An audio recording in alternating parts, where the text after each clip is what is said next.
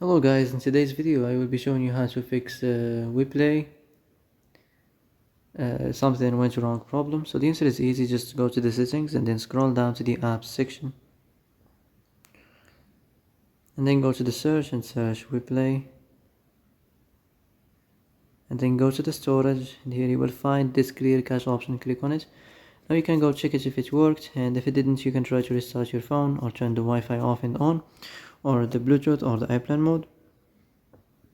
Also you can try to clear data, but be careful. If you clear data, all the Weplay's data will be deleted. This includes all files, the settings, the accounts, the databases, etc.